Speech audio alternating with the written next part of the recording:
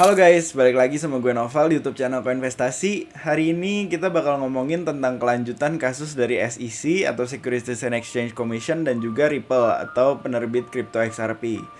Tapi sebelum mulai jangan lupa like, subscribe, dan klik lonceng notifikasi di YouTube channel Koinvestasi.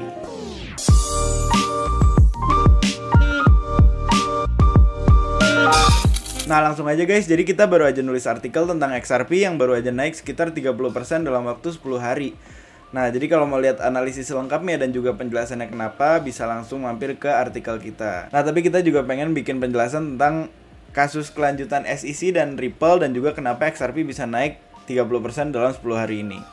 Nah jadi buat yang belum tahu, kita jelasin dulu nih awalnya, dimana buat kalian yang belum update, sebenarnya kasus Ripple dan juga SEC atau Securities and Exchange Commission atau OJK-nya Amerika itu tuh udah berlangsung sejak Desember 2020, dimana dulu Ripple dianggap sebagai perusahaan yang memperjualbelikan sahamnya secara ilegal oleh SEC, dimana sahamnya ini tuh maksudnya adalah XRP, karena SEC nganggap XRP itu adalah saham, bukan kripto.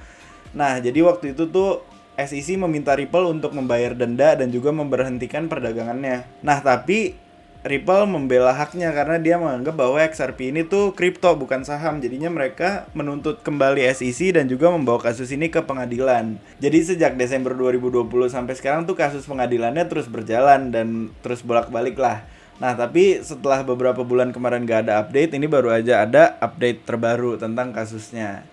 Nah jadi update pertama kemarin tuh, beberapa hari yang lalu itu baru ada kabar terbaru nih, dimana Ripple kembali menuntut SEC terhadap 30.000 berkas request for admission. Nah ini apa? Jadi dulu tuh waktu awal mulai kasusnya, tuntutannya baru keluar di Desember 2020, Ripple itu memberikan 30.000 berkas request for admission atau RFA, yang isinya itu adalah sebenarnya 30.000 pertanyaan kepada SEC yang harus dijawab iya atau enggak aja terkait kenapa XRP dianggap sebagai saham. Nah jadi sejak Desember 2020 sampai sekarang 30.000 berkas ini tuh belum selesai dijawab, dan yang dijawab tuh baru sekitar 254 lah. Nah karena 2020 sampai sekarang belum selesai, pengacara dari Ripple ini menuntut kembali untuk ini berkas tuh diselesain jawabannya, tinggal jawab iya atau enggak doang soalnya. Karena harusnya kan gampang, karena mereka udah sempat menuntut, pasti udah punya base atau dasar dari tuntutan mereka, yang seharusnya menjawab pertanyaan ini tuh gampang banget dengan base atau pernyataan dasar mereka tadi.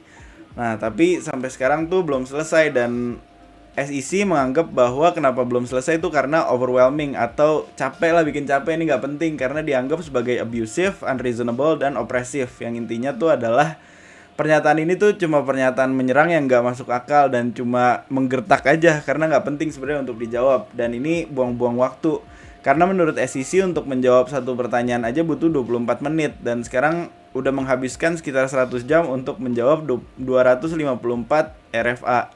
Yang masih sisa ya banyak lah karena 30.000 tadi. Nah tapi pengacara Ripple dan juga Ripple itu sendiri menganggap bahwa harusnya kan mereka bisa jawab dengan gampang, karena di awal udah punya tuntutan, dan harusnya kalau udah ada tuntutan udah punya dasar yang kuat yang bisa menjawab pertanyaan-pertanyaan kenapa mereka menganggap XRP sebagai saham bukan kripto. Nah jadinya itu dipertanyakan kembali, dan sekarang tuh hakim lagi meminta untuk ini direview kembali. Jadi ya kalau nggak direview harusnya tuntutannya tuh berdasarkan suatu yang nggak kuat atau cuma sekedar tuntutan impulsif atau labil doang. Karena ini juga nyambung sama update berikutnya nih, dimana kemarin tuh sempat naik karena adanya pernyataan dari mantan pejabat SEC yang ngomong kalau misalnya Ethereum dan Bitcoin itu legal sebagai kripto dan seharusnya XRP juga.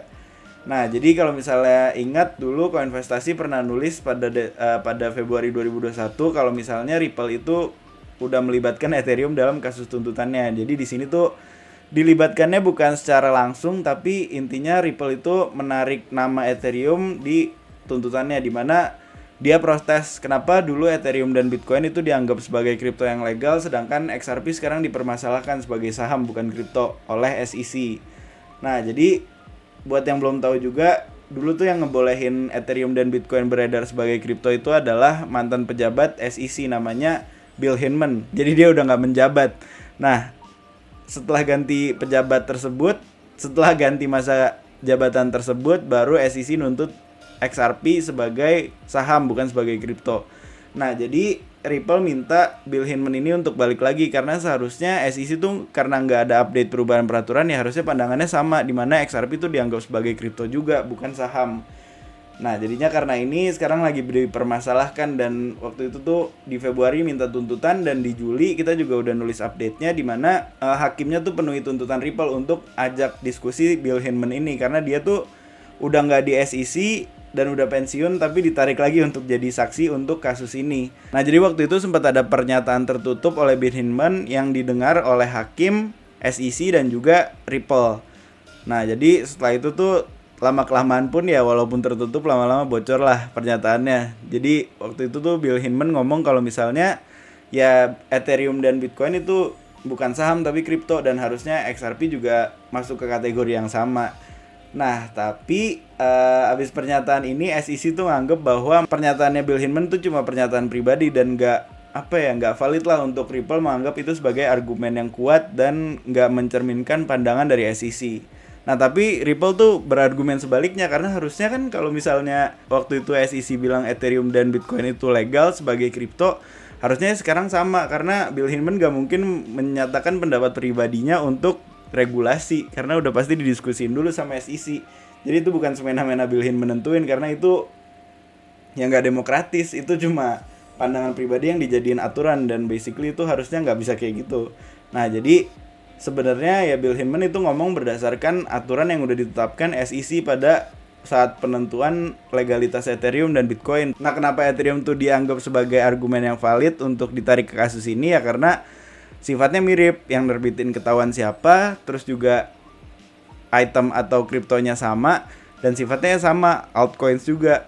Jadinya ya harusnya XRP dianggap sebagai kripto yang legal juga. Nah, jadinya sekarang tuh SEC lagi diminta oleh hakim untuk memberikan kembali 2 dokumen utama yang digunakan untuk menjadi alasan kenapa mereka menuntut Ripple di awal kemarin. Kenapa mereka menganggap XRP sebagai saham dan bukan sebagai kripto. Jadinya ini dokumennya lagi diminta kembali dan sekarang lagi dicari, dan nanti tuh katanya akan direview atau diulas secara bersamaan di depan kamera biar nggak ada kecurangan atau apapun, jadinya semua bisa lihat. Nah, jadi karena ini sekarang dianggap bahwa hakim tuh lagi lebih di sisi XRP, lagi lebih di sisinya Ripple lah. Jadi Ripple dianggap lagi lebih unggul dibandingkan SEC dalam kasus pengadilan ini. Makanya harganya kemarin sempat naik lumayan signifikan juga. Nah, sejak 29 September kemarin tuh harganya naik cukup signifikan nih sampai 31% karena adanya kasus ini. Karena adanya pernyataan baru ini atau update terbaru ini. Jadinya orang-orang sekarang karena ngelihat kondisi kasus dan juga pandangan hakim, jadi mayoritas publik merasa bahwa XRP kemungkinan akan legal. Terutama karena sekarang tuh deadline-nya ditentukan di akhir 2021. Karena sebelumnya tuh harusnya di kuartal ketiga udah ada keputusan dan kasus ini udah selesai, tapi diundur lagi sama hakimnya. Dan kemungkinan kalau udah diundur sampai akhir 2021 harusnya udah gak ada pengunduran lagi.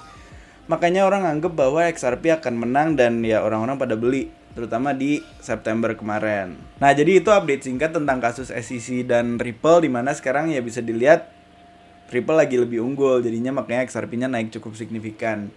Nah, jadinya tapi belum ada pernyataan resmi kapan ini akan berakhir dan kapan keputusan resminya akan diberikan. Tapi ya ngelihat mayoritas orang-orang yang berperspektif positif sama XRP dan juga ekspansi Ripple yang udah mulai berjalan terutama ke Asia, dan juga dia udah mulai kerja sama beberapa pemerintah untuk membangun blockchain untuk CBDC-nya. Jadinya ya bisa dilihat XRP mulai positif lagi. Nah, tapi sebelum kalian FOMO beli, please banget pelajari dulu tentang kasus ini secara pribadi kalian masing-masing dan juga pakai analisis teknikal kalian, dan yang paling penting pakai uang dingin biar kalian masih bisa tetap hidup kalau misalnya ini tiba-tiba koreksi lagi. Karena balik lagi, walaupun emang udah mulai unggul tapi tetap ada beberapa kasarnya haters yang nggak suka sama XRP karena dianggap masih nggak sepenuhnya terdesentralisasi atau bahkan masih centralized.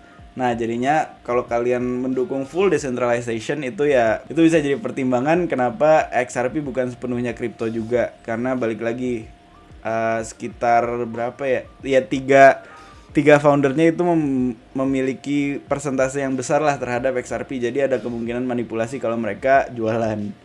Nah, jadinya hati-hati juga. Tapi kalau kalian ngerasa kalian pendukung XRP ya balik lagi, hajar aja. Intinya do your own research lah, jangan FOMO. Nah, kalau misalnya kalian ada pertanyaan atau ada komentar pribadi terkait kasus ini, langsung aja komen di video ini. Dan kalau kalian ngerasa bermanfaat, jangan lupa like, subscribe, dan klik lonceng notifikasi di YouTube channel Koinvestasi. Dan as always, Koinvestasi aset masa kini, kaya masa depan.